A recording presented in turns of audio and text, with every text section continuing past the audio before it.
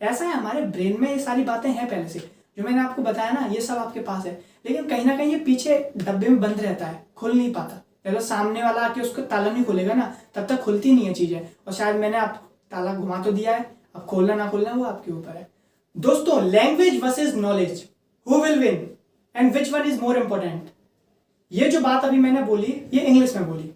क्या मेरा यहाँ पर इस वीडियो में इंग्लिश बोलना सही था? ऑब्वियसली नहीं, क्योंकि मुझे क्या पता आप लोगों को इंग्लिश आती भी है या नहीं।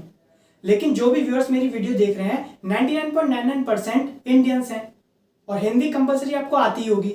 तो यहाँ पर इस वीडियो में मैं हिंदी बोलूँ तो ज़्यादा अच्छा रहेगा, ना कि इंग्लिश से। लेकिन अगर ऐसा हुआ कि मेरे व्यूअर्स में कोई व्यूअर्स ऐसे हुए जिसको ना तो हिंदी आती है ना इंग्लिश आती है, फिर मैं क्या करूँगा, या फिर वो क्या करेंगे? दो चीज़ हो सकती हैं, या तो वो मेरी वीडियो को देखना छोड़ देंगे, या मैं उनकी तरीके से अपनी लैंग्वेज को चेंज कर दूँ, है ना। अब बात आएगी मेजोरिटी की, कि मेरे व्यूअर्स मेजोरिटी में किस लैंग्वेज को फॉलो कर रहे हैं, उसी को मैं बनाऊंगा, जिससे कि मेरे फॉलोअर्स और जो व्यूअर्स हैं वो रहेंगे मेरे साथ। तो क्या मेरी लैंग्वेज चेंज करने से मेरी नॉलेज पर कोई इफेक्ट पड़ेगा? या जिस लैंग्वेज को मैं बोल रहा हूं इसमें मैं अपनी नॉलेज दे रहा हूं, और फ्रेंच में या फिर चाइनीज में मैं अगर नॉलेज दूं, तो क्या उससे कोई प्रॉब्लम है? मेरी नॉलेज तो वही रहेगी ना जो दे रहा हूं मैं, और आप भी वही चीज सुनोगे जो कि मैं बता रहा हूं। तो लैंग्वेज का नॉलेज से कोई रिश्ता है? ऑब्वियसली है, बिल्कुल है। लेकिन किसी इंसान को उसकी लैंग्वेज से उसकी नॉलेज को जज करना, ये कहीं का रूल नहीं है। एक स्कूल से कॉलेज तक, कॉलेज से जॉब तक लैंग्वेज की इंपॉर्टेंस नॉलेज से ज्यादा बढ़ा दी गई है, और ये कहीं तक भी सही नहीं है। आपको मैं एक एग्जांपल देता हूं। मान के चलिए आप 10 लोग यानी कि 10 फ्रेंड्स हैं, और वो आपस में रहते हैं। आप लोगों ने एक 10 लोगों की एक अलग सी दुनिया बना रखी है, और वहां पर आप कोई लैंग्वेज फॉलो करते हो, लैंग्वेज में बात करते हो, और आपको उन 10 लोगों के अलावा 11वें की बिल्कुल जरूरत नहीं है। यानी कि आप कोई भी 11th पर्सन आएगा, आप एग्जिस्ट ही नहीं करेगा वो आपके साथ, ठीक है। तो आप अपनी लैंग्वेज में कोई भी बात कर सकते हो, कोई भी काम कर सकते हो। अगर किसी 11वें आदमी को तुम्हारी जरूरत पड़ेगी तो वो आपके पास आएगा, और आपके साथ कम्युनिकेट करने के लिए उसको लैंग्वेज फॉलो करनी पड़ेगी आपकी, लेकिन वो लैंग्वेज उसको आती नहीं है। फिर वो क्या करेगा, या आप क्या करोगे? काम उसको है तो वो लैंग्वेज सीखेगा, ना कि आप 10 लोग उसके काम की वजह से अपनी लैंग्वेज को चेंज कर दोगे। यानी कि लैंग्वेज का कहीं ना कहीं अपनी डिमांड पे और अपनी जरूरत पे डिपेंडेंसी है, कि हमें जरूरत है तो हम अपनी लैंग्वेज को चेंज करें, या सामने वाले को जरूरत है तो वो अपनी लैंग्वेज को चेंज करे, या फिर एक ऐसी कॉमन लैंग्वेज रखी जाए जिससे कि हम सब लोग एक दूसरे के साथ कम्युनिकेट कर सकते हैं। और इंडिया में ये है, और पूरे वर्ल्ड में भी है, कि इंग्लिश को एक मल्टीनेशनल लैंग्वेज का दर्जा दे रखा है, और हम लोग इंग्लिश सीखते भी हैं। लेकिन फ्रेंड्स, हमारे इंडिया में एक बहुत गलत चलन है कि जिसको लैंग्वेज आती है, जिसको इंग्लिश आती है, उसको हम नॉलेजेबल मान लेते हैं, लेकिन जिसको इंग्लिश नहीं आती है, कोई लैंग्वेज नहीं आती है, वो नॉलेजेबल नहीं है। हम 5 मिनट की मीटअप से ही जज कर लेते हैं इंसान को कि उसके अंदर नॉलेज है या नहीं, और वो भी किसकी वजह से? उसकी लैंग्वेज को देख के। यानी कि वो जिस तरीके से बोल रहा होगा हम उससे पता लगा लेते हैं, लेकिन ये कहीं ना कहीं गलत है। आप 5 मिनट में किसी की भी नॉलेज का जजमेंट नहीं लगा सकते भाई, इस बात को ध्यान रखिए। आपको पता, लैंग्वेज एक मीडियम है, यानी कि उसके थ्रू आप अपनी नॉलेज को एक्सप्रेस कर सकते हो, सामने वाले को बता सकते हो। जैसे कि आप लेके चलिए कि अभी मैं जो चीज बोल रहा हूं वो साउंड प्रोड्यूस कर रही है, और वो साउंड आपके कानों तक आ रहा है एयर के थ्रू। अगर एयर नहीं होगी, वैक्यूम होगा, तो ये साउंड ट्रेवल नहीं कर पाएगी, और आपके पास मेरी आवाज पहुंचेगी भी नहीं।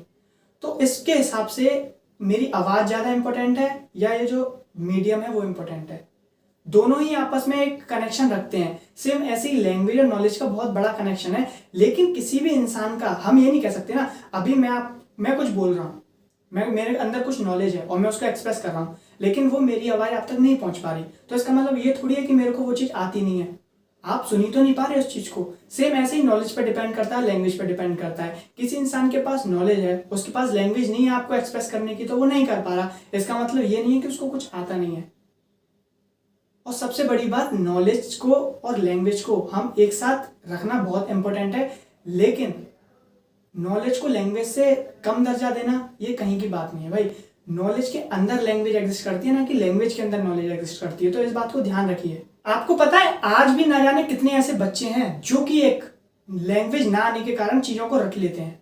यानी कि जो इन्हें स्कूल में पढ़ाया जाता है वो चीज ना समझ में तो आती है, लेकिन उसको वो एक्सप्रेस नहीं कर पाते, उसको लिख नहीं पाते हैं। उनको सब आता है, उनको नॉलेज है, लेकिन जब तक वो उसको लिखेंगे नहीं तब तक उन्हें मार्क्स नहीं मिलेंगे, फिर वो हो जाते हैं फेल।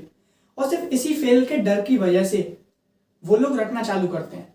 अब मैं भी बच्चा था, मेरे को भी इस चीज का कोई नॉलेज नहीं थी कि लैंग्वेज की कितनी इंपॉर्टेंस है, कितनी नहीं है, और नॉलेज के साथ लैंग्वेज को हम कितना रख सकते हैं, कितना नहीं। मुझ जैसे ना जाने कितने बच्चे हैं जो कि इस काम को करते होंगे, जिसकी चीज़ों को किताबों में या कॉपियों से रट लेते हैं। यानी कि जो चीज़ उनको लिखती हुई दिख रही है वो क्या लिखी है क्या नहीं लिखी कुछ नहीं पता, बस जो है वो कैप्चर कर लेंगे और अगले दिन उसको पेपर में लिख आते हैं। तो कहीं ना कहीं ये एक लैंग्वेज नॉलेज को एक्सप्रेस नहीं कर पाती ना बच्चे की। अगर किसी को लैंग्वेज नहीं आती है तो उसको नॉलेज भी नहीं आती इस हिसाब से। ये हमारे स्कूल के रूल्स हैं, उसको लिखना ही पड़ेगा। तो ये कहीं ना कहीं गलत है, क्योंकि किसी बच्चे की नॉलेज को हम लैंग्वेज के थ्रू एक्सप्रेस कर रहे हैं और वो नहीं कर पा रहा, उसको तो इसका मतलब ये नहीं है कि उसमें नॉलेज नहीं है और उसके मार्क्स 0 आ जाते हैं, वो फेल हो जाता है। दोस्तों मैंने एक पिछली वीडियो बनाई थी मार्क्स वर्सेस लाइफ की, और स्टूडेंट के लिए बहुत स्पेशल वीडियो थी। मैंने उसमें बताया था कि स्टूडेंट कैसे अपनी लाइफ को छोड़ के अपने मार्क्स को इंपॉर्टेंस ज़्यादा दे देता है। अगर हम इस वीडियो की बात करें तो कहीं ना कहीं इस वीडियो से कोरिलेट करती है, क्योंकि सेम आज के टाइम पे हो रहा है, लैंग्वेज को इंपॉर्टेंस ज़्यादा दे दी जा रही है ना कि नॉलेज को। जब तक आपके अंदर नॉलेज नहीं होगी उस लैंग्वेज का, आप क्या करोगे? घंटा कुछ हो सकता है उस लैंग्वेज का? कुछ भी नहीं हो सकता। खाने के लिए, पानी पीने के लिए, इनके लिए आप लैंग्वेज का यूज करोगे, बस नॉलेज को एक्सप्रेस करने के लिए नहीं करोगे। तो इसलिए सबसे बड़ी जरूरत है हमको कि हमारे पास नॉलेज होनी चाहिए। लेकिन कहीं ना कहीं हमारे एजुकेशन सिस्टम ही इस तरीके का बना हुआ है कि मार्क्स को इंपॉर्टेंस दे देते हैं। तो लोग फिर, इंसान की बहुत दिमाग है इंसान पे, वो चीज को बिना पढ़े भी बिना समझे भी कर सकता है, और वो करता है, वो रटता है उस चीज को और फिर कर देता है, मार्क्स ले आता है। तो ऐसे मार्क्स का कोई भी फर्क नहीं पड़ता, ऐसे लाइफ एक्सेप्ट नहीं करती ऐसे मार्क्स को। तो फ्रेंड्स, अगर मैं आपको इस वीडियो की बात करूँ और आप मुझसे एक्सपेक्ट कर रहे हो कि मैं आपको कुछ सॉल्यूशन बताऊंगा इसके पीछे, तो सॉल्यूशन सिर्फ एक ही है कि आप नॉलेज को हमेशा सबसे बड़ी प्रायोरिटी नॉलेज को दो। ये लैंग्वेज वगैरह ये बाद में आती हैं। एक बिग सर्कल में आप देखो तो एक लैंग्वेज जो है एक छोटा सा हिस्सा है उसका, और वो बिग सर्कल एक नॉलेज है। तो नॉलेज के अंदर ना जाने कितनी चीजें समाई हुई हैं, उसमें एक छोटी सी चीज है आपकी लैंग्वेज। तो वो आपकी पकड़ में नहीं आएगी तो इसका मतलब ये थोड़ी आपको वो पूरा बड़ा हिस्सा आता ही नहीं है। तो सबसे बड़ी इंपॉर्टेंस है उस पूरे बड़े गोले को बनाने की, बाद में छोटे छोटे गोले तो ऐसे ही बन जाएंगे। तो फोकस ऑन योर नॉलेज, क्योंकि जब तक नॉलेज नहीं तब तक लैंग्वेज की कोई इंपॉर्टेंस ही नहीं। और इस वीडियो को बनाने का मेरा सिर्फ रीजन यही था कि मैं आप तक ये बता सकूं कि लैंग्वेज और नॉलेज में कितना डिफरेंस है या कितना नहीं है, कितना हम उसको साथ में रख सकते हैं, कितना दूर दूर रख सकते हैं। आपको आई होप समझ में आ गया होगा। और आपको अगर मेरी बात से आप सहमत हो तो प्लीज कमेंट में लिखना कि आप कितने सहमत हो। और अगर ये वीडियो आपको पसंद आती है तो प्लीज और लोगों के साथ शेयर करो, जिससे कि उनको भी पता लग सके। ऐसा है, हमारे ब्रेन में ये सारी बातें हैं पहले से, जो मैंने आपको बताया ना, ये सब आपके पास है, लेकिन कहीं ना कहीं ये पीछे डब्बे में बंद रहता है, खुल नहीं पाता। चलो सामने वाला आके उसको ताला नहीं खोलेगा ना, तब तक खुलती नहीं है चीजें। और शायद मैंने आप ताला घुमा तो दिया है, अब खोलना ना खोलना वो आपके ऊपर है। सो B focus on your knowledge. Thank you.